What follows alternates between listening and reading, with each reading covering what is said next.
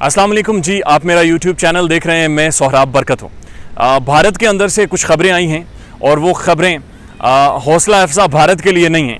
पाकिस्तानी या फिर किसी भी मुल्क के जो लोग भारत के ख़िलाफ़ हैं, भारत के नाक़िद हैं, RSS हुकूमत के, BJP के नाक़िद हैं, नरेंद्र मोदी के मुखालिफ हैं, यकीनन वो इस पर शादियाने बजा रहे होंगे, लेकिन भारत के लिए ये बिल्कुल खुशाइंद बात नहीं है।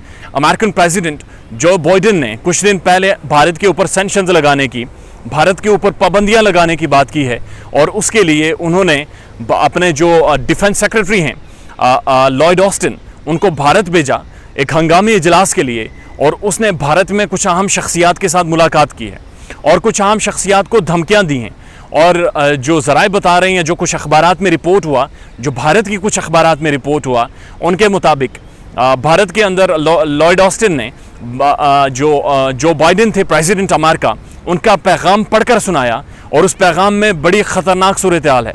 उस पैगाम में भारत को ये कहा गया कि वो अगर रूस के साथ किसी भी तरह के वेपन की डील करने जाएगा तो अमेरिका उसके साथ जो भी मुआहदे हैं सारे ख़त्म कर देगा, उस पर इकोनॉमिक सैंक्शंस लगा देगा और उसके जो साथ जो डिफेंस मुआहदे हैं और जो एक क्वाड है जिसके अंदर Australia, Japan, south Korea, America और भारत ये सारे शामिल हैं, जो चाइना को काउंटर कर रहे हैं, जो चाइना को काउंटर करने के लिए एक पैसिफिक ओशन का अलायंस है, जो एक अलायंस बनाया गया है, उसमें से मुबैना तौर पर भारत को निकाल देंगे। This is a very serious concern. और भारत के अंदर अगर आप बरखा दत्त को पढ़ें या आप भारत के किसी भी इंटेलेक्चुअल को, किसी भी ऑथर को, आर्टिकल राइटर को पढ़ें, तो वह सारे तशवीश का इजहार कर रहे हैं कि शायद मोदी हुकूमत ने अपने इक़दामात से या अपनी हिंदुत्व या एग्रेसिव पॉलिसी से भारत को एक बंद दरवाजे में बंद कर दिया है। This is what that is happening. हुआ कुछ यूँ कि इसका जो पस मंज़र है वो कुछ यूँ है कि कुछ अर्सा पहले बालाकोट में भारत ने स्ट्राइक्स की, पाकिस्तान की तरफ से फेंटी लगी। फेंटी लगने के बाद भारत को रियलाइज़ हुआ कि उसकी जो वेपनरी है या जो उसका असलहा है, जो उसकी जंगी सलाहियत है, वो आउटडेटेड हो चुकी है और अब उसे मॉडर्नाइज वेपन्स ख़रीदने की ज़रूरत है। इसके लिए उसने $250 बिलियन का एक पैकेज अनाउंस किया और उस $250 बिलियन में $2.5 बिलियन का S-400 जदीद मिज़ल सिस्टम उसने रूस से ख़रीदना था। अब ये जो S-400 मिज़ल सिस्टम है, ये एक बड़ा लेटेस्ट वेपन है और ये बड़ा मौसर डिफेंस सिस्टम है। इसके अंदर 2 रडार्स मौजूद होते हैं। एक रडार तकरीबन 600 किलोमीटर ऊंचाई तक या अपने रेडियस में किसी भी मिज़ल को ट्रेस कर सकता है और दूसरा रडार एक ही टाइम में 36 मिज़ल्स को ट्रेस करने के बाद स्ट्राइक करके मार सकता है।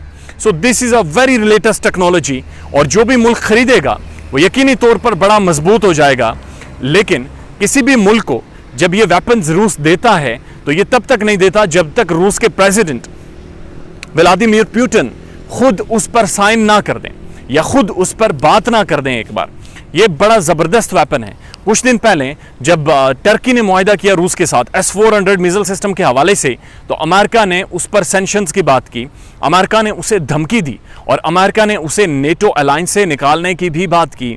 लेकिन टर्की एक अलग उसकी जियोग्राफी है, उसके अलग डायमेंशंस हैं, उसकी अलग आबादी है और उसका इंटेलेक्ट भी अलग है, उसकी क्लास भी अलग है। उसकी पॉलिटिकल क्लास जो है, रजब ताय्यिब एर्दोगान उसके लीडर हैं, उनकी पजीराई है पूरे खित्ते में, उनका असर रसूख है, उनका कद है, उनकी बात मानी जाती है।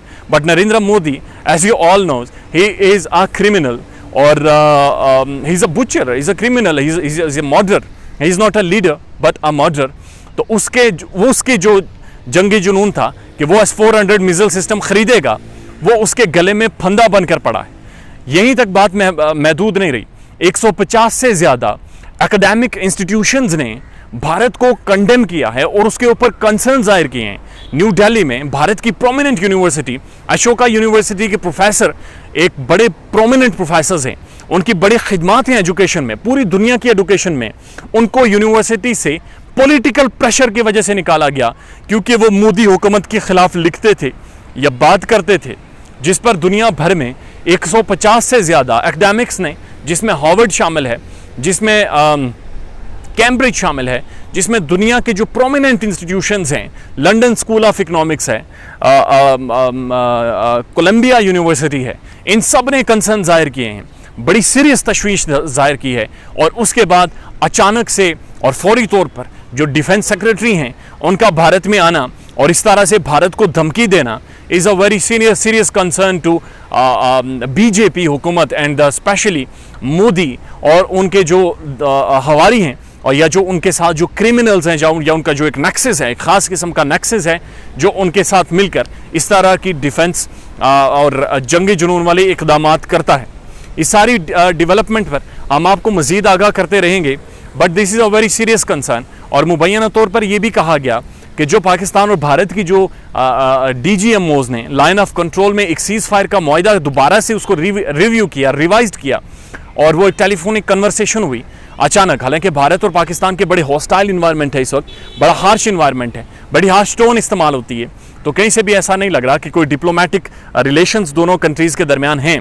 लेकिन उसके बावजूद जब ये सारे इक़दाम हुए, DGMOs की बात हुई, बहुत सारे अखबारात या बहुत सारे ऑथर्स या मेरी बात हुई है जनाब बहुत सारे डिफेंस एनालिस्ट से भी, और डॉक्टर मारिया सुल्तान से जब मैंने पूछा तो उनका ये कहना था कि शायद इसके पीछे अमेरिकन प्रेशर हो सकता है, क्योंकि भारत की जो इंटरनेशनल साख है that is questionable, that is seriously questionable, क्योंकि उसके ऊपर पूरी दुनिया बात करना शुरू हो गई है। तो जो बाइडन ने उसे ये पैगाम भेजा, उसे बताया कि अगर हमने चाइना को काउंटर करना है तो आपने अपने पड़ोसी ममालिक के साथ एक बेहतर ताल्लुकात कायम करने पड़ेंगे। दैट्स वाई उन्होंने just to show the world कि they are taking the initiatives, they are the peace loving nation, they are the peace loving nation. Yes, India एक बड़ी ज़बरदस्त नेशन है, एक बड़ी ज़बरदस्त कौम है, एक बड़ा ज़बरदस्त कल्चर और ट्रेडिशंस है उनकी, लेकिन उनकी जो रूलिंग एलीट है, ख़ासकर BJP और RSS, ये एक एक्सट्रीमिस्ट पार्टी है, ये एक मजहबी पागल लोग हैं, ये एक जत्था है, मजहबी ग्रुप है जो कि एक ऐसी पॉलिसीज़ नाफिज कर रहा है जो कि ना सिर्फ भारत को बल्कि इस पूरे खित्ते को एक कंसर्न की तरफ लेकर जाती हैं। अपना बहुत सारा ख्याल रखिएगा। Thank you so much.